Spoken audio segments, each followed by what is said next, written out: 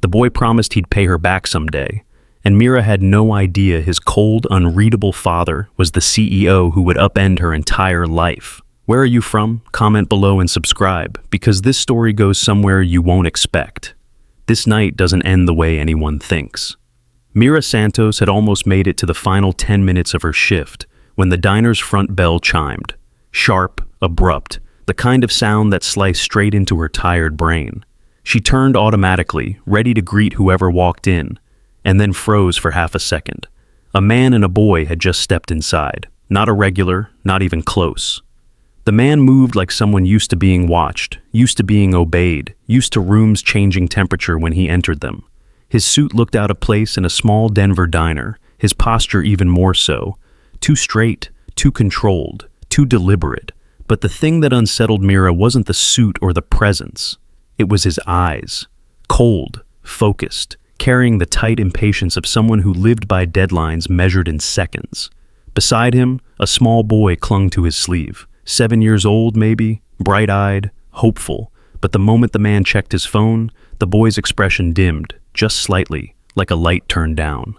Mira swallowed. She'd seen that look before, in kids waiting for parents too busy, too distracted, too tired to notice them. "Welcome in," she said softly. "You can sit wherever you'd like."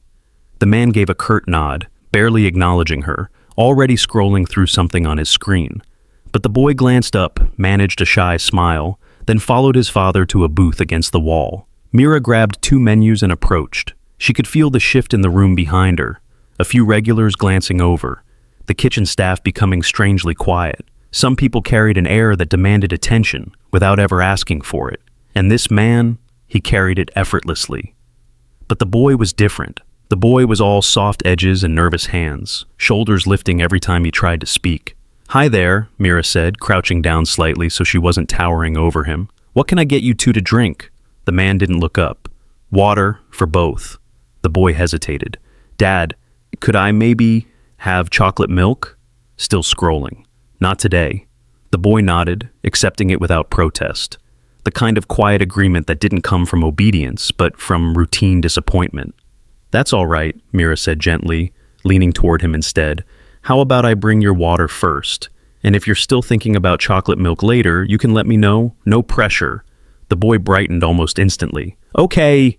The man finally looked up, sharply, like he wasn't sure whether to approve or argue. His gray eyes landed on Mira, studying her, narrowing slightly. She held his gaze, steady, polite, unaffected. She'd spent years dealing with all kinds of people. She didn't rattle easily, but something about the way he looked at her, as if she'd done something unexpected simply by being kind, sent a ripple of tension through her chest.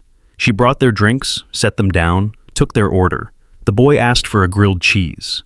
The man chose a simple turkey melt, his tone clipped, precise, as if ordering food was an inconvenience he needed to get through quickly. 10 minutes later, as she passed their booth again, Mira caught the boy pushing his fork along the table edge, drawing invisible patterns. His father was still absorbed in his email, fingers flying. "Dad, do you want to hear what happened in science today?" the boy asked quietly. The man muttered without looking up. It wasn't a real answer, and the boy knew it. His shoulders fell, Mira's chest tightened. She set a plate down at another table, took a breath, and walked back over. She placed a small paper packet, the kind kids used to doodle on, next to the boy. "Sometimes drawing makes waiting more fun," she whispered. The boy looked up, startled by the simple act of attention. "Thank you." The man's gaze snapped up again, observing, measuring, like he wasn't sure why she was talking to his son, or why his son responded as if someone had just given him the sun. "Is everything all right here?" he asked, voice firm but low. "Of course," Mira said with an easy smile. "Just making sure he's doing okay." "I'm fine," the boy said quickly, but Mira could hear the small shake in his voice. A kind of yearning, a stretch towards something warm he didn't get often. A few minutes later, when she returned with refills, she caught the boy glancing at her again, this time with a question hanging in his eyes. She leaned down. "You okay, buddy?" The boy swallowed. "Do you think someone like me matters? Even when grown-ups don't really pay attention?" The words hit like a quiet punch. The man's head jerked up. His expression hardened. Not anger, but something more fragile and dangerous. Realization. Awareness. Something shattering just a little. Mira crouched down, meeting the boy's eyes. You matter more than you know. You don't need anyone's attention to prove you're important. The boy's breath wobbled, as if he had been waiting a long time to hear someone say that. The man stared at Mira, sharply, intently, as if she'd just done something he didn't understand, something that unsettled the walls he lived behind. And Mira could feel it, the shift, small but unmistakable. This wasn't going to be a normal night, not for her, not for the boy, not for the man who didn't know how to soften, until someone finally looked at his son like he deserved to be seen. Mira noticed it the moment she walked past their booth again. The small shake in Theo's hands, the way he kept folding the edge of his napkin, straightening it, folding it again, not out of boredom, but out of an effort to hold himself together. Kids didn't usually hide things well. Kids like Theo hid them too well. She refilled a nearby table's water glasses, listening without turning her head. Adrian was still glued to his phone, answering messages with the sharp taps of someone who measured time and pressure and deadlines. The boy sat across from him, shoulders rising each time he tried to speak, falling each time he convinced himself it wasn't the right moment. A familiar ache tightened in Mira's chest. She wiped her hands on her apron and returned to their booth. "How's everything tasting so far?" she asked, aiming the question toward Theo because she already knew the man wouldn't answer. Theo looked up, startled, then brightened shyly. "It's really good. I didn't know grilled cheese could be this good." "I've had a lot of practice," Mira said with a conspiratorial whisper, "and a lot of burnt attempts before the practice." Theo giggled, covering his mouth like laughing too loud might get him in trouble. Adrian's eyes flicked up at the sound. Not annoyed, just unfamiliar with it, as if his son's laugh took him by surprise every time. Mira stepped back, ready to give them space, when Theo swallowed hard and asked in a voice small enough to disappear, "Can I ask you something?" She turned instantly. "You can ask me anything." Theo looked at the table first, then at her. His feet swung under the booth, nervous and restless. "Do you—" He hesitated, breath catching. "Do you think a kid who doesn't get noticed much is still valuable?" Mira's heart stuttered. For a moment, she forgot her shift, forgot the customers, forgot everything except this tiny boy who had asked a question no 7-year-old should ever have to form. Behind him, Adrian's head lifted sharply. He froze, phone in hand, email mid-sentence, world suddenly forced into stillness. Mira took a slow breath and crouched again to reach Theo's level, careful, steady, like approaching something fragile and irreplaceable. "Tell me what you mean," she said gently. Theo's lips quivered. "Sometimes I talk, and it feels like grown-ups hear me, but they don't really hear me, like I'm background noise." The words hit harder than any shout could have. "And sometimes," he continued, eyes shining with a fear he didn't know how to name, "I feel like if I disappeared, nobody would really notice until they needed something." Adrian stiffened. His phone lowered a fraction. His fingers went still. His jaw tightened as if the words had cracked something in him, something he'd built carefully, painfully, over years. Mira kept her voice soft, steady. "Theo, look at me." His eyes lifted, hesitant, hopeful. "You are valuable," she said, each word deliberate. "Not because of who notices you or who doesn't, not because of what you do or don't do." She reached out, not touching him, just placing her hand on the table where he could see it.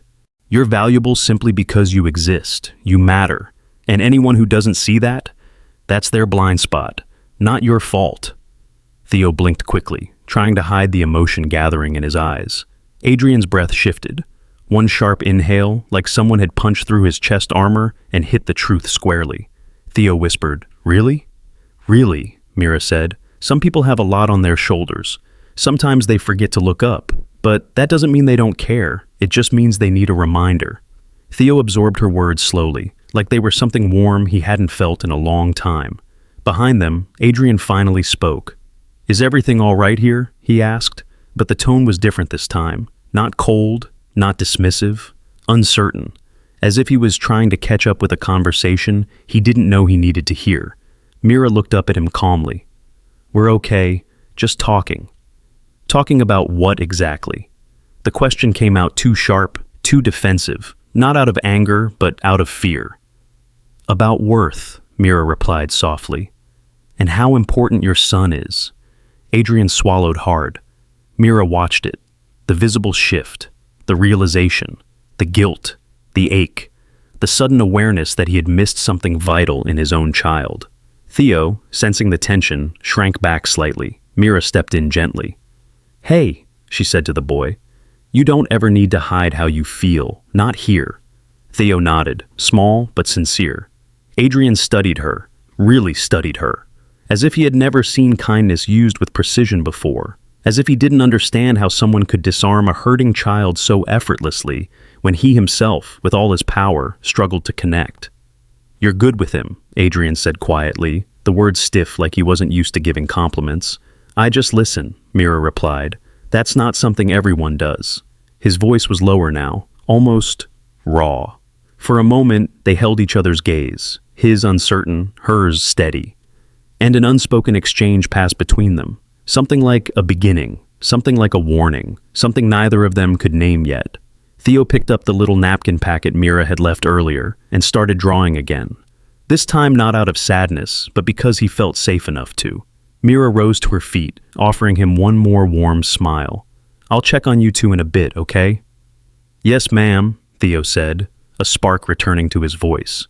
As she walked away, Adrian watched her, not with suspicion this time, but with something far more dangerous, recognition. Because for the first time in a long time, someone had seen his son, and for the first time ever, someone had seen him too. Dinner service was slowing down, and Mira could finally breathe again. But every time she passed the booth where Adrian and Theo sat, she felt that same tug in her chest, the quiet ache hiding behind Theo's brave smile, the strained stiffness in Adrian's shoulders, the unsaid words sitting between father and son like a wall neither of them knew how to lower. She brought their receipt to the table, placing it gently in front of Adrian. "Take your time," she said. Adrian gave a polite nod, already reaching for his wallet, but Theo hesitated. His small hands went to the front pocket of his backpack, the one he kept pressed against his side all evening. Carefully, almost nervously, he unzipped it and pulled out a tiny fabric wallet, worn around the edges. Velcro frayed. He opened it with the solemnity of an adult signing a contract. Mira watched him, puzzled. Theo sifted through a few coins, then straightened 2 crumpled $1 bills and 2 quarters. His fingers trembled slightly. "Mira?" he whispered. She crouched down, warmth rising instantly in her voice. "Yes, sweet boy." Theo took a breath, one filled with courage far bigger than his 7-year-old body. "I want to give you this," he said, holding out the wrinkled $4 between both hands like an offering. "Because you made me feel important tonight." The world paused. Even the clatter of dishes in the back seemed to fade. Mira blinked, caught off guard by the weight of his sincerity. "Theo, honey, you don't have to do that." "I want to," he said quickly, eyes flicking between her and his father, who had gone completely still. "People don't always talk to me like you did. So, this is for you." Adrian exhaled, a quiet, fractured sound, but he didn't interrupt. He just watched his son, truly watched him, as if discovering something he hadn't taken the time to see before. Mira placed her hands gently over Theo's, without taking the money. "Listen," she said softly, "this is the kindest thing anyone's tried to give me in a long time, but $4 is too much for something that should be free. Making you feel valued, that doesn't cost anything." Theo bit his lip. "But I want to pay you. That's what people do when something means a lot." She smiled, a little sad, a lot proud. "You're already paying me, Theo, with your smile." Theo shook his head. "It's not enough." His voice tightened, not with frustration, with desperation, the kind of desperation of a child who finally received attention and didn't know how to hold on to it. He pushed the money closer. "I only have $4 now, but when I grow up, I'll come back. I'll have a real job, and I'll pay you back with my first paycheck. I promise." Mira swallowed hard. "Sweetheart, I mean it," he insisted. "My very first paycheck. I'll bring it right here." The promise landed like a small stone, dropped into a deep well, quiet, but echoing long after. Adrian looked away for a moment, jaw tightening, not in anger, but in the painful awareness of how starved his son was for connection. Mira saw the guilt flicker in his eyes before he masked it again. She squeezed Theo's hands lightly, Then I'll make you a deal, okay? Theo perked up instantly. A deal? You keep your $4, and when you grow up and become whatever brilliant thing you're going to be, you bring yourself back here. That's all I'll ever want. Theo smiled, really smiled, for the first time that night. A smile so big it pulled something open in the air, something warm and hopeful and fragile. Okay, he whispered. Deal. Finally, Mira lifted the money and tucked it gently back into his little wallet. Save this for something special. You deserve to. Theo nodded, letting out a breath like a weight had been lifted. Adrian cleared his throat, the sound low and unreadable. Are we done? He asked Theo, more softly than anything he'd said all night. Theo nodded, leaning closer to Mira for a brief second. A silent thank you. As they stood, Adrian placed his credit card on the tray. We'll take care of it. Mira collected it and walked to the counter. When she returned with the receipt, she paused. Thank you for coming in, she said, directing the warmth toward both father and son. Adrian gave a nod, stiff, controlled, but his eyes held something less rigid now, something she couldn't name yet. Then he stood, gently guiding Theo toward the door. Mira glanced down at the receipt before slipping it into her apron pocket. She nearly dropped it. The tip line showed, 150 euros, her breath caught. That wasn't a tip. That was a message. From a man who didn't know how to say thank you out loud. She looked up quickly, but they were already halfway to the door. Theo turned and waved with both hands. Bright, earnest, hopeful. Mira waved back before she could stop herself. Adrian paused at the threshold for a single moment, his expression unreadable in the glow of the neon sign. His gaze met hers, steady, almost searching, as if he was memorizing something he didn't expect to need again. Then he stepped outside. The door shut behind them with a soft chime, the kind that lingered long after the sound ended. And Mira stood alone with the receipt in her hand, the weight of the night settling over her. A night that began like any other, and somehow, quietly, had already begun changing everything. Adrian Hawthorne didn't get distracted. Not in meetings, not in negotiations, not in anything. But for 3 days after stepping out of the Maple and Pine with Theo's small hand in his, distraction followed him like a shadow he couldn't outrun. It started the next morning when he opened his laptop to review projections for Hawthorne Innovations. A routine task, something he could normally do with one eye closed and the other answering emails. But the numbers blurred, not because he was tired, though he was. Not because the night had been long, though it had. It was because every time he blinked, he saw her. Mira, her voice warm and steady, her smile, the kind that didn't feel like she was performing, her gaze, calm, confident, when she'd crouched beside Theo and spoken to him like he mattered. He remembered the moment too vividly, uncomfortably vividly. He could still hear Theo's small voice asking whether a kid who wasn't noticed could still be valuable. And Mira's answer, gentle, unwavering, somehow felt like it had been aimed at him too. He slammed his laptop shut. This was ridiculous. He was a CEO. He had a corporation to run. He had deadlines, investors, demands pulling at him from every direction. A waitress from a small diner in Denver shouldn't be stealing space inside his head. He pushed his chair back, stood, paced to the window. The Denver skyline stretched beneath him, clean, sharp, familiar. Glass towers stabbed upward into the sky. Traffic moved like ribbons of light. His office on the 43rd floor glowed with sterile perfection. The polished desk, the curated art, the silence. Everything in his life was curated, controlled, predictable, until her. He rubbed the bridge of his nose, trying to reroute his thoughts, only to find them circling back to her again. The way she'd spoken to Theo, the way Theo had lit up under her attention, the way she'd looked at Adrian for that brief second at the doorway. Not intimidated, not impressed, just curious, steady, as if she saw right through him. He hadn't been able to shake it off. By the second afternoon, his assistant had knocked on his door twice, asking if he was all right. He answered sharply both times, a deflection she'd grown used to, but one that didn't fool her.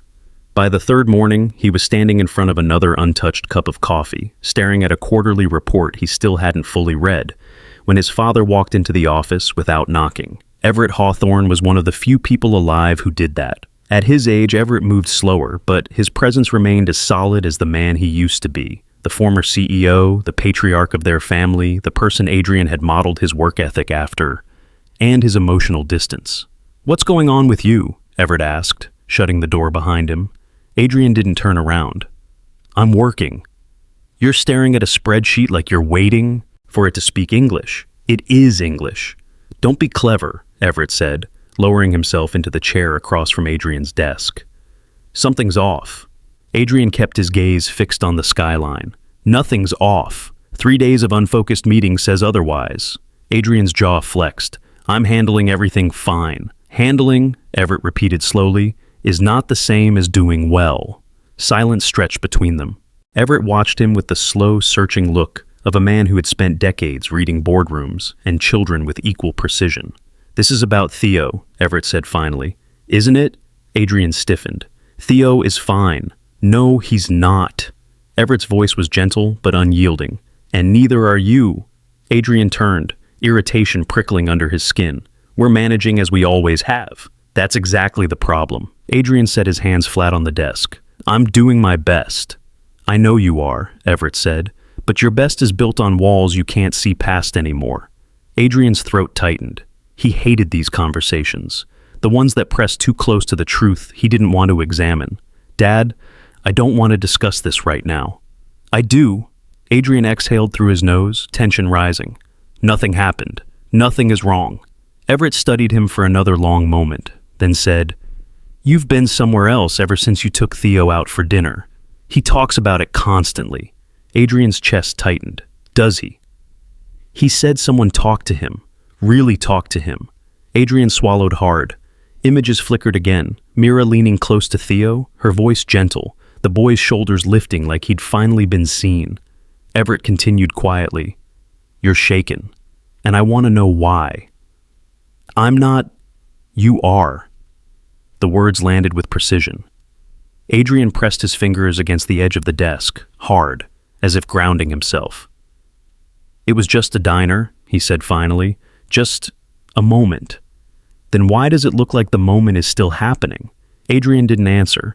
Everett leaned forward. His tone softened in a way it rarely did. "Son, I know what it looks like when a man realizes something he didn't want to see." Adrian's breath caught. Everett's voice dropped even lower. "You're lonely." The word hit like a crack splitting down the center of the room. Adrian's jaw clenched. "I don't have time to be lonely." "That doesn't stop loneliness," Everett said. "It just hides it." Adrian looked away. Out the window, down at his hands. Anywhere but at the truth. Everett stood slowly, resting a hand on the back of the chair.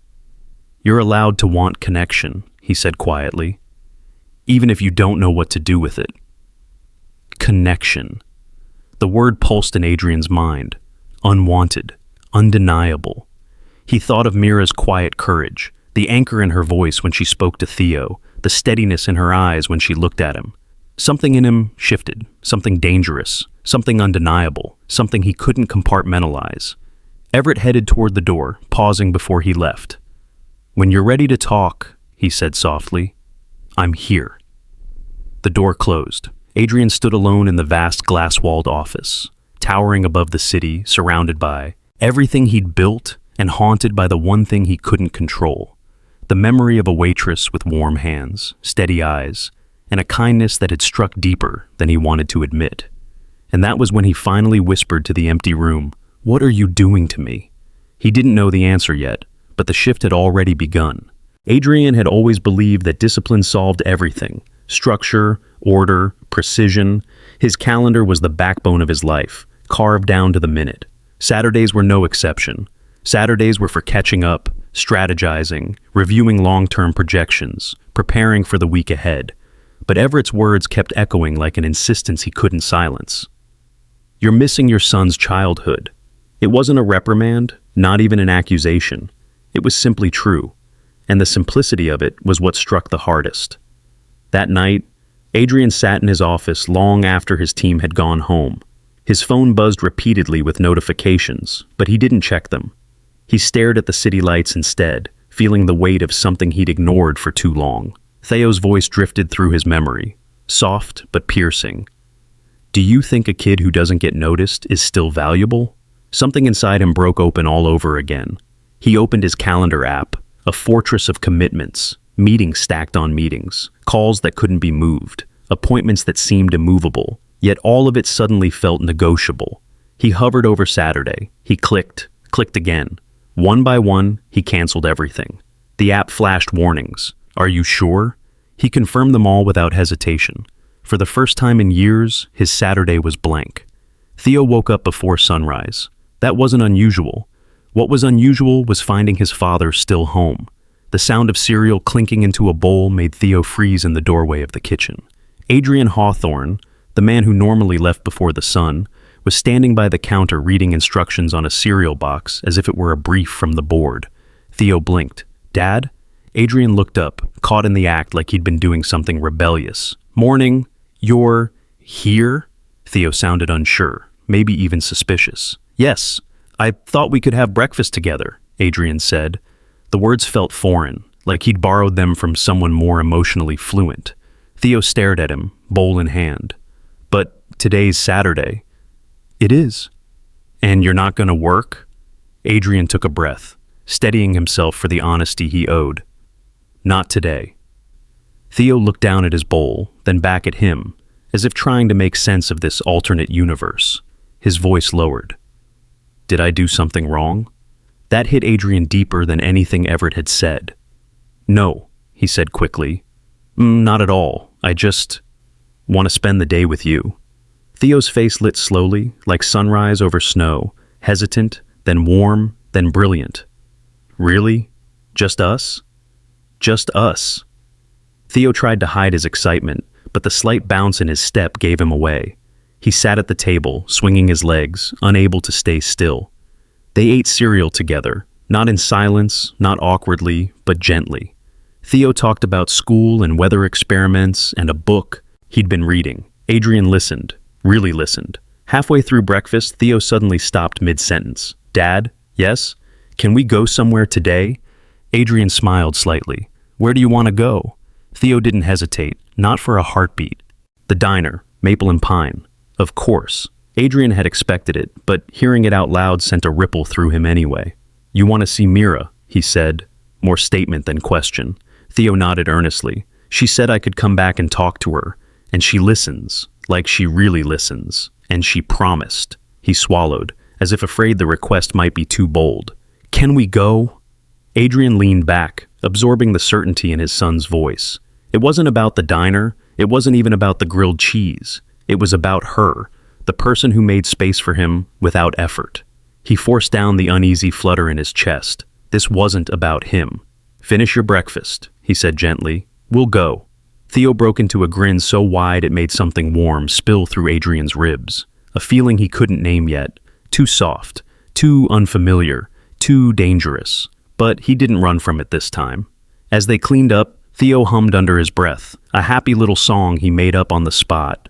Adrian watched him move around the kitchen, light, buoyant, and realized he hadn't seen his son this carefree in a long time, maybe ever. A knot tightened in Adrian's chest. Had he really been gone that much? Had he missed this much? He looked at the empty calendar on his phone again, a screen that should have terrified him, but instead made him feel free. I'll get my shoes, Theo shouted as he ran down the hallway. Adrian allowed himself a small smile. He grabbed his keys, shrugged into a casual jacket he barely remembered owning, and waited by the door. Theo emerged moments later, slightly mismatched shoes but glowing with anticipation. You ready? Adrian asked. Yes, yes, yes, Theo bounced. Do you think she'll remember me? I think she will, Adrian said. Very easily. Theo's chest puffed up with pride. As they headed outside, the morning sun washed across their faces. Soft, golden, new. Adrian inhaled deeply. It felt like the beginning of something. Not dramatic, not loud, just a shift, quiet but powerful, pulling them both toward a place neither expected to return to, toward the woman who had unknowingly sparked it. And as father and son walked to the car, Theo took Adrian's hand without asking. Adrian didn't let go. The Maple and Pine was always busy on Saturdays, families crowding into booths, the smell of coffee drifting across the counter, plates clinking in a familiar rhythm Mira could navigate with her eyes closed. She had just balanced 3 plates on her arm when the bell over the door chimed. She didn't look up at first. She didn't have to. because a second later she heard a gasp. Small, delighted, unmistakably Theo. "Mira!"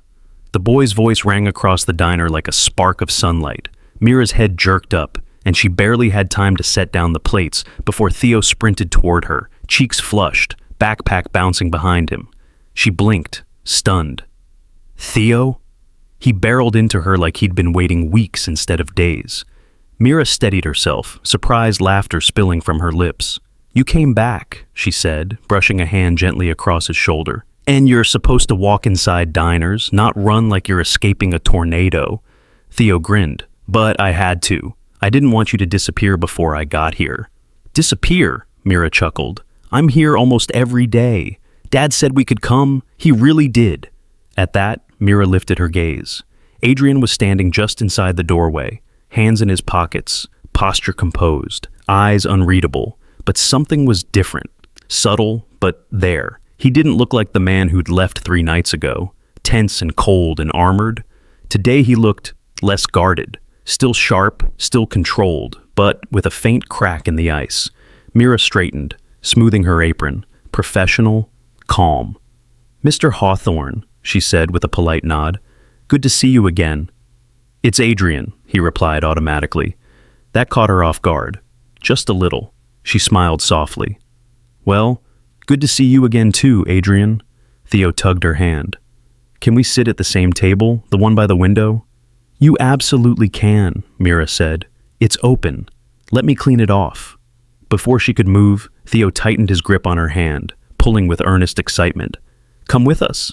Mira laughed, glancing at Adrian as if asking for permission, though she didn't know why she cared. Adrian nodded once. "If you're not too busy." Her smile softened. "Give me 2 minutes. I'll meet you there." Theo skipped back to the booth, practically glowing. Mira wiped the table, reset the cutlery, brought over water glasses, but she couldn't stop noticing Adrian watching her. Not in a way that made her uncomfortable, more like he was studying the quiet ease she carried, the way she moved through chaos without losing warmth. When she joined them at the booth, Theo picked up the conversation instantly. "I saved my $4, he announced proudly. "It's in my backpack." Mira laughed. "I'm glad. You're going to need it for something fun, not for paying me." Theo puffed up. "I'm saving it until I get older, then I'll bring you my first paycheck." Adrian exhaled slowly, shaking his head in disbelief. He hasn't stopped talking about that promise. Theo brightened even more. "Because it's real." Mira felt her heart ache. The good kind, the gentle kind. "Well, I won't forget it. That's a big promise." They ordered their food. Theo chattered excitedly, telling Mira everything he'd wanted to tell her earlier that week, about his science project and the weather unit they were studying, and how his class pet hamster kept escaping its enclosure. Adrian watched their interaction like someone seeing color for the first time.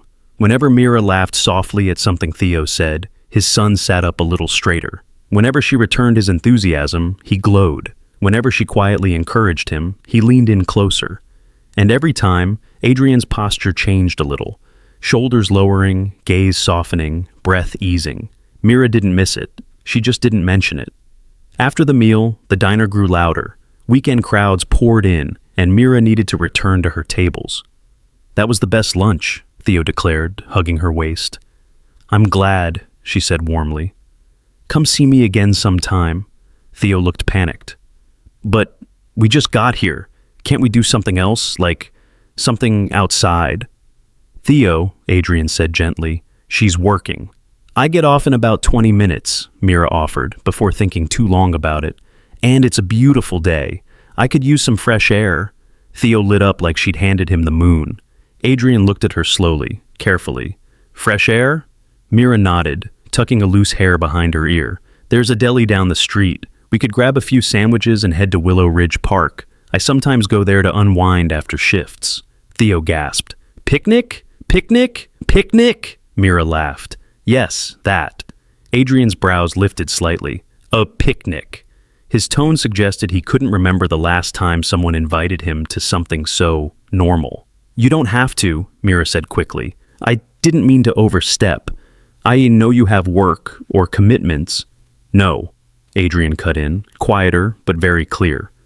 "We'd like that." She blinked, surprised. "You're sure?" He hesitated for one fraction of a second, the same moment he let go of control, let go of schedules, let go of the version of himself he always hid behind. "Yes," he said, "we're sure." Theo bounced so hard the booth shook. "We're going on a picnic! We're going on a picnic!" Mira laughed helplessly. Adrian almost smiled, almost, before catching himself. "I'll finish up and meet you outside," she said, stepping back toward the kitchen. Adrian watched her leave, eyes following the path she wove through tables and customers.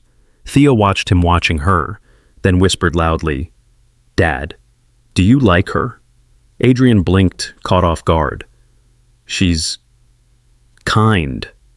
"That means you like her," Theo declared with absolute confidence. Adrian didn't answer. He didn't deny it. He just exhaled. A soft, uneven sound he didn't fully understand. For the first time in a very long time, the path ahead didn't look like a straight line. It looked like possibility, and he wasn't sure whether it scared him or relieved him. The air at Willow Ridge Park smelled like sun-warmed grass and slow-moving summer. Families dotted the open lawn, kids chased kites, dogs tugged on leashes, and a warm breeze rustled through the old willow trees that gave the park its name. By the time Mira arrived with a canvas tote and a blanket tucked under her arm, Adrian and Theo were already waiting beneath the biggest willow, its branches dipping low like a curtain of green. Theo spotted her first. "Mira! Mira! Over here!" He ran toward her, nearly tripping on his shoelace, arms wide like she was a long-lost relative, rather than someone he had known for less than a week. Adrian followed at a slower pace, hands in pockets, watching her approach with a look that was too carefully neutral to be natural. But his eyes, those gave him away. They warmed the moment she stepped into the sunlight. "You made it," he said. Mira smiled. "I said I would." Theo tugged the blanket from her hands. "Can I help? Can I help? I'm really good at picnics." "Oh, you're an expert?" Mira laughed. "I've never been to one," Theo admitted, "but I just know." She spread the blanket near the willow's trunk while Theo bounced in excitement, and Adrian tried to look like he wasn't out of his element. Mira unpacked sandwiches wrapped in paper, a container of cut fruit, and 2 chocolate chip cookies she'd tucked in last minute, one for Theo, one for herself. "I didn't know what you liked," she said, glancing at Adrian. "So I just brought simple stuff." "That's perfect," he said, the stiffness in his posture easing just slightly. They sat down, Adrian more cautiously than Theo, as if the act of being casual in a public park required concentration. Theo immediately reached for a sandwich and took a huge bite like he hadn't eaten in days. Mira, this is so good." "It's just turkey," Mira teased, "but it's the best turkey. Dad, try it." Adrian took a bite, chewed thoughtfully, then nodded. "It's good. That's high praise," Mira said with a grin. "He never likes anything," Theo whispered loudly. Adrian sighed in mock offense. "I like things." "Name one," Theo challenged. Adrian opened his mouth, then closed it again. Mira burst into laughter. Warm, open laughter that softened everything around them. Adrian found his gaze snapping toward her, startled by how the sound loosened something inside him he didn't even know was tight. Theo beamed at both of them, sensing something important even if he didn't have the words for it. After lunch, they lay back on the blanket while Theo talked non-stop about his class's weather unit. He explained clouds, rain cycles, thunderstorms, exaggerating half the details with hand motions big enough to rival the breeze. "And then my teacher said I should do a project," he said, sitting up proudly. "A big one. Something about how lightning works." "Lightning?" Mira raised an eyebrow. "That sounds intense." "Dad said he'll help me," Theo added. Adrian tilted his head. "I did say that." "You also said we'd need safety goggles," Theo reminded him. "I stand by that." Mira smiled, watching the easy banter between them. It was the first time she'd seen them interact without barriers. No phone between them, no tension, no distance. Adrian looked lighter, not fully at ease, but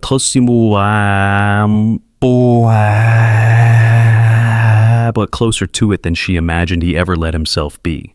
Theo eventually sprawled on his stomach, drawing shapes in the dirt with a stick, while Mira and Adrian sat side by side, the kind of close that was comfortable without trying. She glanced at him.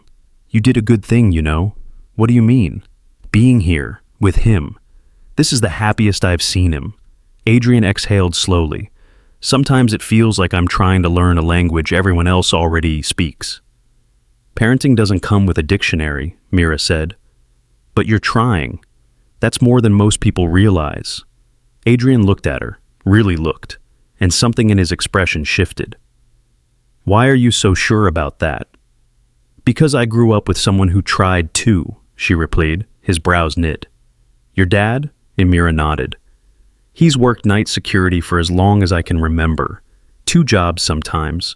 When my mom passed, he did everything he could, even when he was exhausted, even when he didn't know what he was doing. Her voice softened. Trying is its own kind of love, Adrian. He stared at her, absorbing the words like they were a foreign truth he wasn't used to being offered. There was a quiet vulnerability in his eyes. Fleeting, but unmistakable. You take care of him? He asked. I try to, Mira said. His health isn't great. Night shifts wear you down. But he won't quit, and I can't force him. So, we make it work. That sounds hard, she shrugged lightly. Love is sometimes practical before it's poetic. Adrian's lips curved, the ghost of a smile that felt unguarded. You make difficult things sound simple. Her eyes met his, steady. No, I make them sound possible. A silence followed, not awkward, not heavy, but charged with something neither of them had expected. The air between them felt warmer, closer, threaded with something new. Theo returned then, plopping himself between them, unknowingly diffusing the moment. Look, he announced proudly, showing them a lopsided stick figure. It's us, Mira leaned in. I love it, but who's the one with the giant hair? That's Mira, Theo said confidently. Thanks, I think. Theo giggled and handed her the stick. As she reached for it, her fingers brushed Adrian's. Light at first, then firmer when he didn't pull away. A pulse of electricity raced up Mira's arm. Adrian's breath hitched, just slightly, just enough that she knew he felt it too. For one suspended moment, neither of them moved, neither of them spoke. The touch was small, but it was unmistakable, a shift, a spark. Theo didn't notice. He was already drawing again, but Mira and Adrian shared a glance that held too many questions and not nearly enough answers. It wasn't a confession, wasn't a decision, but it was the beginning of something that neither of them was ready to name, yet neither could deny. Under the willow branches, with sunlight slipping through green leaves, the 3 of them sat together, a small accidental constellation forming before their eyes.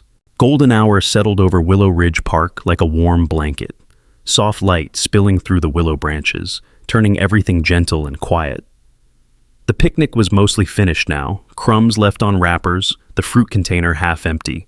Theo had run a few yards away to play in the grass, humming to himself while he worked on something small in his hands. Mira and Adrian sat close enough to share the same patch of sunlight, far enough that neither had to acknowledge how aware they were of the space between them.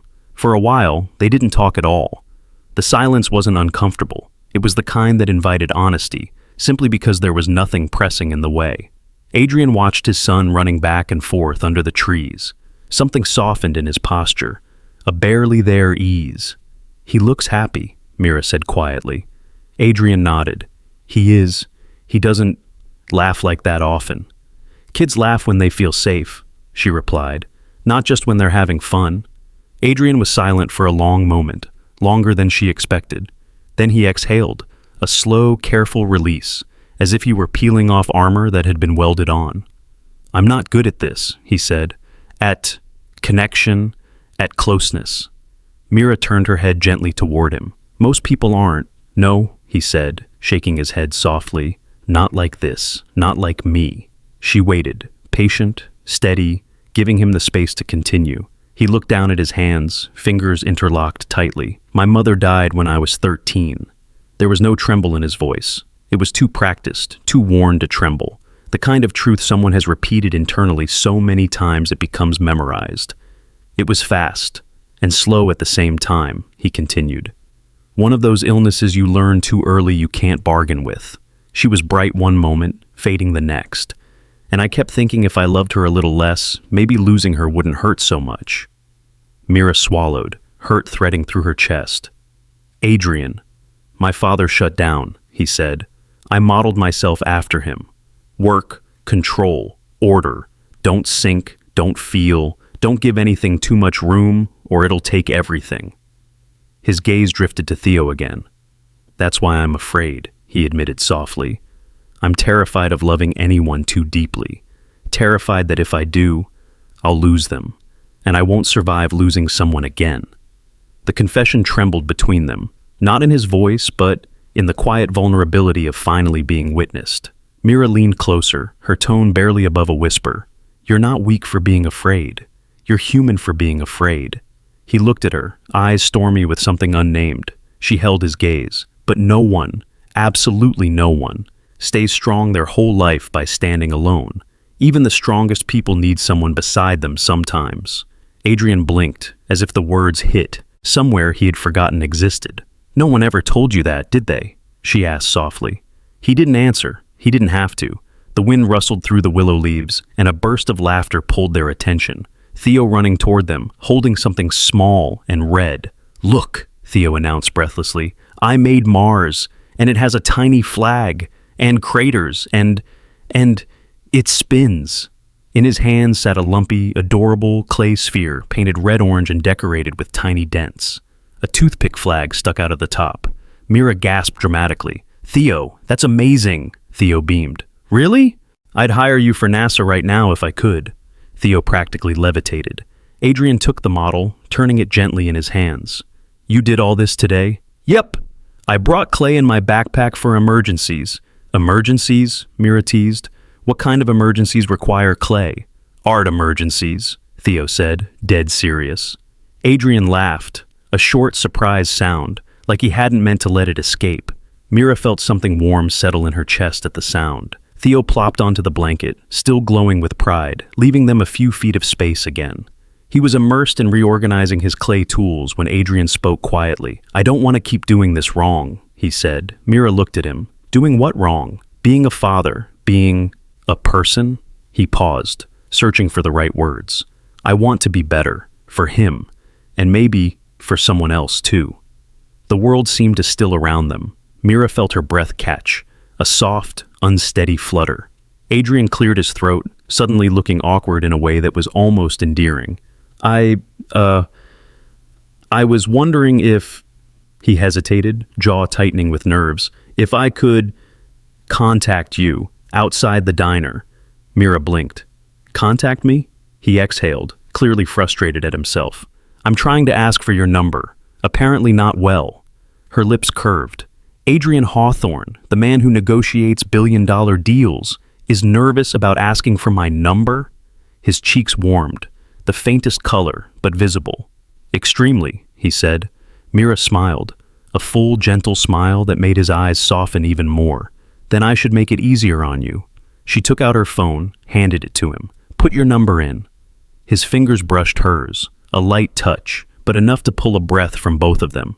He typed carefully, handed the phone back. You can text me, if you want. Mira saved the contact. I will. Theo looked up suddenly, catching the last moment of the exchange. Are you two friends now? He asked, eyes wide, hopeful. Mira exchanged a glance with Adrian, warm, tentative, quietly electric. Yes, she said softly. I think we are. Adrian added, I'd like to be. Theo broke into a grin. Good, because friends make picnics way more fun. Mira laughed. Adrian smiled without hiding it. The sun continued sinking through the branches, stretching gold across the grass. And for the first time in a very long time, Adrian felt something ease inside him. Something small, something brave, something starting to grow. Not certainty, not comfort, but possibility. The next 2 weeks unfolded in a rhythm none of them expected. The kind that sneaks up quietly, settles gently, then becomes something you don't want to lose. It began with a simple text from Adrian the day after the picnic. Theo wants to show you his Mars model. Are you free this afternoon? Mira had smiled at her phone, her heart doing that subtle tug she was starting to recognize. And she had said yes. The Denver Weather and Atmospheric Museum was Theo's idea, or at least his enthusiastic response to Adrian asking, for the first time, what he wanted to do on a weekend. I want to see the tornado simulator, Theo declared, and the lightning chamber, and the cloud machine, and the... We might need more than one day, Adrian murmured. Mira laughed softly. Then it's a good thing museums sell year passes. Theo grabbed both their hands, his small fingers curling around theirs, and pulled them toward the entrance. And for a fleeting second, they really did look like a family. Inside, Theo darted between exhibits, bouncing on his toes as he explained every fact he remembered from class. Dad, look, this shows how hail forms. And this one is about wind funnels. Mira, come see the cyclone chart. Adrian listened, really listened, responding with curiosity instead of distracted nods. So, the rotation direction depends on hemisphere? He asked, genuinely invested. Yes, Theo glowed. See, you're really learning. Mira leaned close, whispering just for Adrian to hear. He loves when you talk with him, not at him. Adrian glanced at her, as if the simple advice landed somewhere deep. I'm trying, he said. You're doing more than trying, she replied. He feels it. Theo ran ahead toward the lightning simulator, leaving them a few steps behind. Adrian exhaled. It's strange. I'm used to managing teams of thousands, but one small boy, somehow that feels harder. That's because he doesn't need a CEO, Mira said gently. He needs a father. The words weren't judgment, they were truth wrapped in kindness. Adrian absorbed them quietly, like sunlight through glass. Later that week, they went to a children's workshop at a community center, Build Your Own Mini Telescope Day. Mira found the class online and sent the link to Adrian, half expecting him to say he was too busy. Instead, he replied, We're in. The three of them sat at a craft table covered in glue sticks, cardboard tubes, stickers, and surprisingly complicated assembly instructions. Theo supervised them both. Dad, no, the lens goes on this side. Mira, can you hold this for me? No, wait, now! Dad, you're doing it upside down. Mira, look, I made Saturn. At one point, Adrian got a smudge of blue paint on his sleeve. Mira tried not to laugh, failed, and handed him a wet wipe. I don't think anyone has painted on me since I was 5, he said. Well, Mira smirked, you're making up for lost time. He looked at her then, longer than he meant to, and something flickered between them, something warm, growing, and unmistakably real. Theo lifted his finished telescope with triumph. Can we go outside and try them? So they did. 3 silhouettes on the lawn, looking up at the sky through their uneven cardboard creations, laughing every time the telescopes bent or fogged or came apart. And in the middle of the mess, Adrian whispered, half to himself, I don't remember the last time I felt this light. Mira heard him, but she pretended she didn't, so he wouldn't feel exposed. As the days passed, small rituals began forming. Mira texting Theo silly weather jokes, Theo sending pictures of new clay planets he made, Adrian checking in, not with orders, not with walls, but with genuine questions. How was your shift? Did your dad get home safe last night? Are you free this weekend? And Mira found herself answering more quickly than she meant to. One evening, she and Adrian dropped Theo off at his after-school program before heading to the diner for an early dinner. They sat across from each other in a booth that suddenly felt too intimate. Adrian stirred his tea, looking uncomfortable for reasons she couldn't identify. You're good for him, he said at last. Mira smiled softly. He's a wonderful kid. You're good for me too. He said it quietly, like a truth he wasn't ready to look at directly. Mira's breath hitched. Adrian, I don't mean it the wrong way, he said quickly. I'm learning things around you, about myself, about Theo. It's strange, in a good way. Her chest warmed. You're giving yourself permission to care. That's not strange. He nodded slowly, as if absorbing the sentence like medicine. They didn't call whatever was forming between them love, not yet, but it glowed quietly, unmistakably, every time their eyes met. 2 weeks after their picnic, the three of them walked through a Science Center gift shop, bags of crafts and snacks in their hands. Theo hopped between them, narrating every item that caught his attention. Dad, look! Meteorite gummies! Mira, this book has planets that glow. Adrian watched Mira watch Theo, the tenderness in her eyes, the patience in her voice, and something inside him cracked open further. She caught him staring. What? She whispered. He shook his head, a rare quiet smile pulling at his lips. Nothing. Just, thank you. For what? for being part of this. Mira felt the air tighten between them. Warm, soft, full of meaning, neither knew how to untangle yet. Then Theo jumped between them with a shout, "Can we get ice cream?" Mira laughed. "Only if your dad says yes." Adrian looked down at Theo's eager face. "Yes," he said easily. "Of course." Mira blinked. She'd never heard him say yes so quickly. Theo cheered, grabbing both their hands. For a moment, walking out into the late afternoon sun, the three of them looked like something whole, something fragile, something unexpected, something that felt very much like a beginning. For 2 weeks, the three of them had lived inside a rhythm that felt soft, natural, almost impossibly right. But life never lets peace stay untouched for long, not when old fears, old wounds, and old loyalties begin to collide. It started with Julio. He had been polite the first couple of times Adrian dropped Mira off after a late museum visit or a workshop night. Reserved, a little wary, but polite. Tonight, he wasn't. Mira had barely stepped out of the car when the front door swung open. Julio stood in the doorway, still in his security uniform, shoulders tense, jaw set. "Mira," he said sharply, ignoring Adrian entirely. "Inside. We need to talk." Mira's stomach tightened. "Dad, what's wrong?" Julio didn't take his eyes off Adrian. "I said inside." Adrian opened his mouth, but Mira gave him a small shake of the head. "Not now." He nodded, stepping back. Inside, Julio didn't sit. He paced once across the living room, then turned to her. "Are you out of your mind?" he demanded. "Dad, a CEO, a man with everything, you think someone like that sees you the same way you see him?" Mira blinked hard. "This isn't fair. You don't even know him." "I know enough," Julio said. "I know men like him don't stay. I know people with money don't understand what they break. And I know you. You give your heart too easily. That's not what's happening." "Isn't it?" Julio challenged. "Tell me you're not falling for him. Tell me you're not getting attached to that boy." Mira froze. Julio sighed, softer this time. "Honey, I know what losing someone feels like. I don't want you to learn it the hard way." Mira swallowed, voice trembling. "Dad, he's not that person." "And what about his world?" Julio asked. "Are you ready for the pressure, the eyes on you, the judgment?" She didn't answer. Julio didn't need her to. He already saw the truth in her silence. And fate, as if on cue, sent the second wave of the storm the very next day. Vanessa. Adrian's ex-wife appeared at Hawthorne Innovations with flawless makeup and a purse worth more than Mira's monthly rent. She walked straight into Adrian's office, flashing a polite smile that didn't reach her eyes. "We need to talk," she said.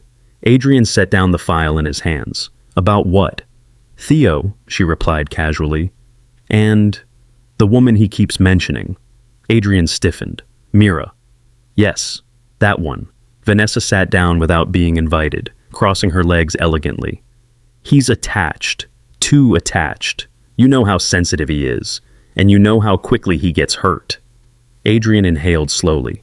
"Mira isn't hurting him." "Are you sure?" Vanessa tilted her head. "Because you and I both know this won't last. People like her don't stay. People like you don't stay. And Theo, he will be the one caught between worlds he doesn't understand." Adrian's jaw tightened. "This isn't your call. I'm his mother," she reminded him. "And you know I'm right." Her tone softened. Skilled, practiced, almost gentle. "You're vulnerable, Adrian. You're lonely. And she feels easy, warm, safe, but temporary. And you know temporary is the worst thing for Theo." Her words sliced deeper than she knew, or maybe exactly as deep as she intended. "End it," Vanessa said quietly, "before it gets worse." Adrian didn't respond. He couldn't. But something inside him retreated, step by invisible step. That night, Mira sent him a simple message. "Theo showed me his new telescope idea today. He was adorable." Adrian stared at the screen. His thumb hovered over the keyboard. No words came, not because he didn't care, but because he cared too much. And caring meant risk, and risk meant repeating old pain. He set the phone down, turned it face down on his desk, walked away. Over the next 2 days, the silence grew.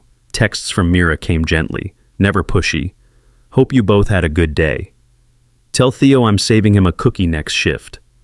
Are you doing okay? Adrian typed replies, dozens of them, then erased every one. Fear had its grip on him again, old and familiar. If he stepped closer, he might lose them both. If he stepped back, he might keep everyone safe. Or so he believed. Theo noticed first. On the fourth evening, Adrian sat stiffly at the dinner table, eating in silence, scrolling without seeing anything. Theo watched him for a while, chewing slower and slower until he finally put his fork down. Dad? Adrian didn't look up. Why don't you smile at your phone anymore? Adrian's hand froze. Theo continued softly. Before, when Mira texted, you smiled. Adrian closed his eyes, guilt cutting through him like a blade. Theo? But now, Theo whispered, you don't smile. You don't even look. Did I do something wrong? Adrian's heart cracked open. No, he said immediately, pulling his chair closer. You did nothing wrong. Then why aren't we seeing her? Theo asked, voice trembling.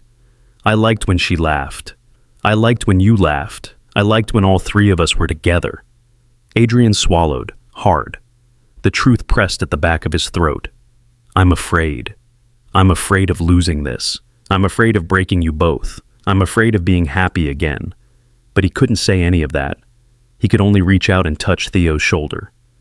I'm trying to figure things out. Theo sniffed. I thought she was our friend. Adrian exhaled shakily. She is. Theo wiped his nose with the back of his hand. Then don't make her go away. Adrian froze, the plea hitting deeper than Julio's warning, deeper than Vanessa's pressure, deeper than any fear he'd let guide him. Theo looked up, eyes shining with something too old for 7. Please, Dad, don't stop smiling. But Adrian didn't answer, because he wasn't sure, yet, whether he was brave enough to fight the storm that had arrived. Julio never left his shift early, not once, not in 20 years, not even when he was sick. So when Mira's phone rang at 10:37 p.m., an unfamiliar number flashing on the screen, she almost let it go to voicemail. She was wiping down the last table of the night at Maple and Pine, exhausted but steady. Then she answered, and her world tilted. A shaky voice. A coworker of her father's, speaking too fast. Words she didn't fully hear, only fragments she couldn't string together yet. Collapsed. Ambulance. Still unconscious. Denver General. The rag fell from her hand. Her breath went shallow. Her knees buckled against the booth. I'm coming, she whispered, though she wasn't sure how her legs would move.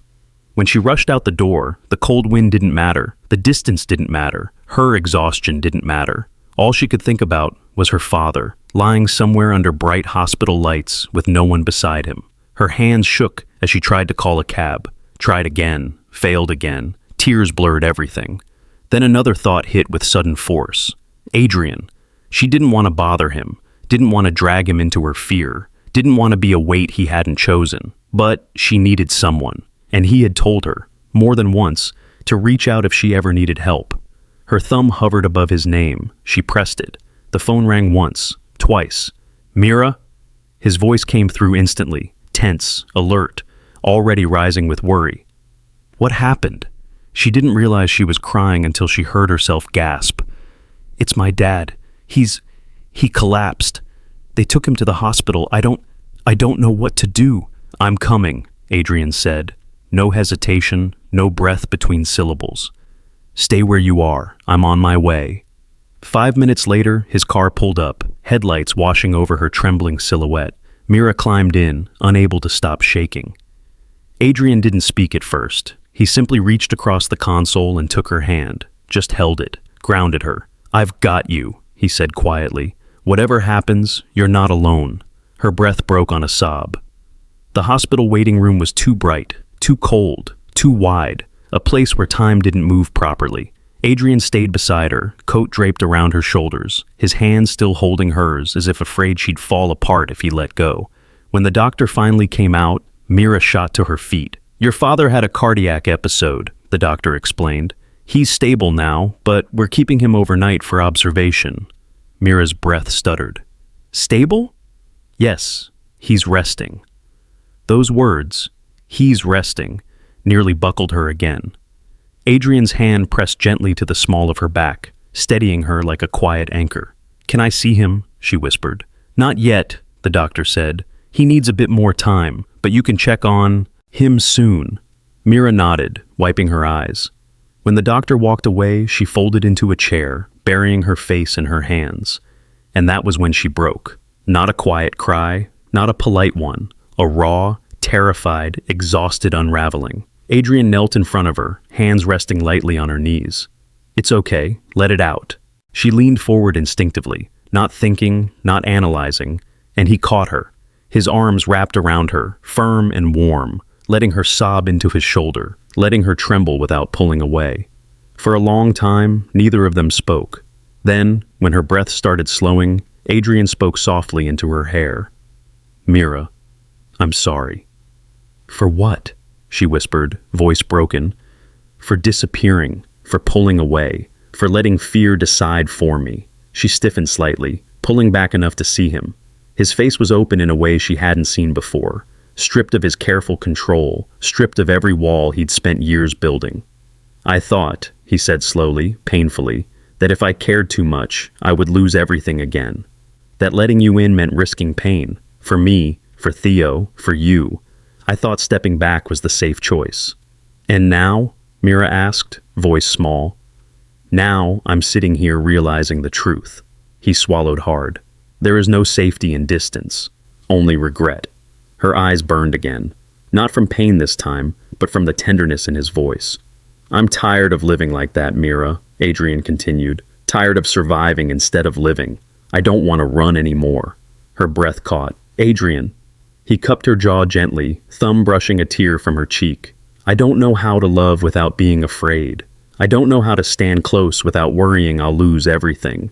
But I know this." He leaned closer. "I don't want a life where you're not in it." Silence. A silence thick enough to swallow the room. Mira's lips parted, trembling. "I care about you, Adrian. More than I plan to. More than I should." Her voice cracked. "But I'm scared too." His brows furrowed, gentle. "Of me?" "Of losing myself," she whispered. "Of stepping into your world and forgetting who I am. Of loving you so much that I stopped choosing my own dreams."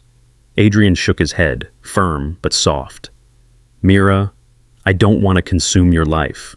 I want to be part of it, only part of it. You keep your dreams. I'll support them. You keep your independence. I'll protect it. I don't want to take anything from you."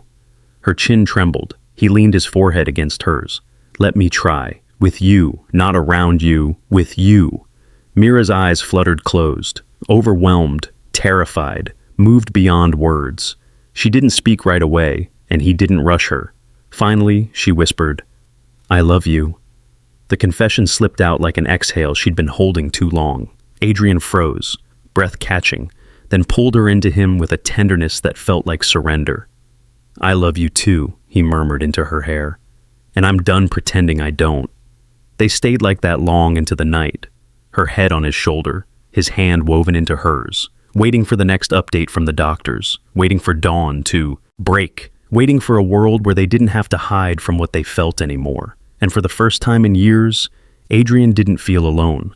And for the first time in weeks, Mira felt safe. Time didn't heal everything, but it changed the shape of life in small, steady ways.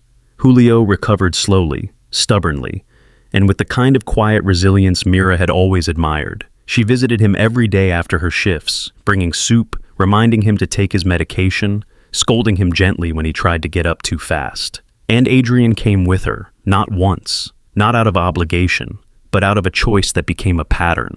Sometimes he brought flowers, sometimes he brought groceries, sometimes he brought nothing at all, just his presence, which was strangely enough. Julio never said it out loud, but one evening when Mira left the room to get more water, he murmured, "He cares for you. I can see it." Mira smiled. "I care for him too." Julio sighed, long, resigned, soft. "Just don't lose yourself." "I won't," she promised. "He won't let me." And for the first time, Julio nodded without protest. A month later, Adrian began the biggest shift of his life. Not in his relationship, not in his home, but in the world he had always tried to control with perfection. He changed Hawthorne Innovations, quietly at first, thoughtfully, but decisively. He ended mandatory overtime in 2 departments, increased healthcare benefits, opened anonymous feedback channels, held small group lunches with employees so he could hear their concerns firsthand, something no CEO in the company's history had done. One afternoon, Mira found him sitting at her booth during her break, sleeves rolled up, hair slightly messy, exhaustion in his eyes, but a different kind of exhaustion, earned, not drained. "How was today?" she asked, sliding into the seat across from him. "Humbling," he said. "Very humbling." "You look tired," she said warmly. "I am?" Then he smiled, slow, quiet, deeply genuine, the good kind. She reached across and squeezed his hand. "I'm proud of you." He lowered his gaze, then lifted it again with something soft and unguarded. "I want to be someone Theo can admire, someone you can admire too." Mira felt her heart swell. "You already are." And Mira changed too. For years, she'd put off her dream of becoming a counseling psychologist. Money, time, responsibility, every excuse felt valid. But one evening, while washing dishes, Adrian said gently, "You've spent your whole life helping people. You should let yourself do it in the way you've always wanted." "I don't have the money for tuition," she had whispered. "That's my problem," Adrian said, "not yours." She shook her head. "I won't let you pay for my life." "I'm not offering to pay for your life," he replied softly. "I'm offering to remove a barrier. The rest, the dream, the work, the path, that's yours." Her eyes filled before she could stop them. She started night classes the next week, and every evening after her courses, Theo would greet her at the door with drawings, clay planets, and a dozen questions about brain science. Adrian would hand her a cup of tea, and the 3 of them would sit together at the kitchen table, a small, imperfect, beautiful version of family. 6 months after the night at the hospital, the sky above Willow Ridge Park glowed the same warm gold as the evening of their first picnic. The willows swayed like they remembered the laughter carried under their branches, the quiet confessions, the beginning of something unexpected. Adrian chose this place intentionally. Mira didn't know why they were coming here today.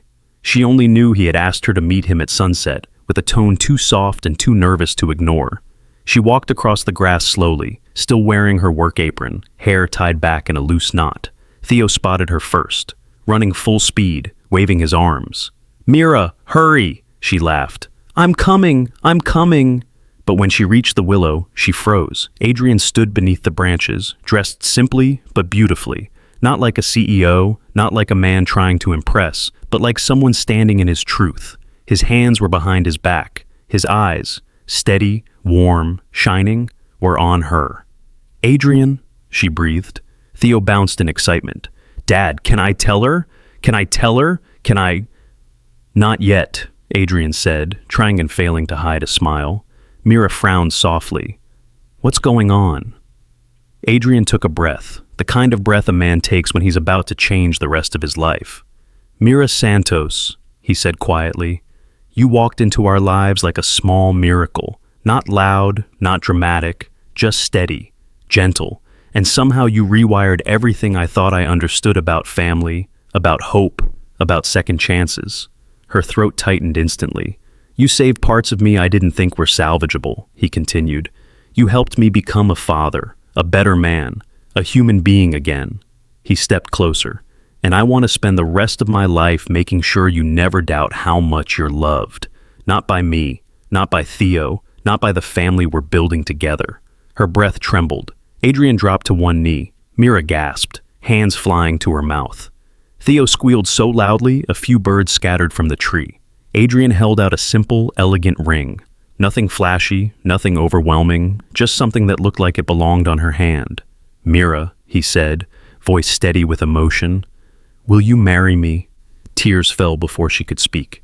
She nodded, small at first, then fiercely, like the yes had been inside her for far longer than she realized. "Yes," she whispered. "Yes, Adrian. Of course." Adrian let out a breath that sounded like relief and joy blended into one. He slid the ring onto her finger, stood, and pulled her into him as though he'd been waiting his entire life for this moment. Theo threw his arms around both of them at once, burying his face in their sides.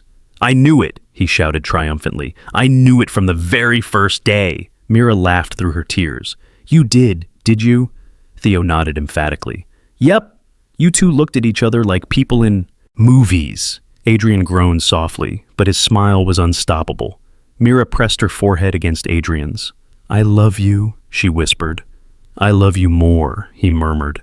And under the same willow tree where everything had begun, with sunset spilling gold across the park, with Theo hugging them so tightly they swayed as one, the three of them stood together, not separate pieces, not almost family, but whole.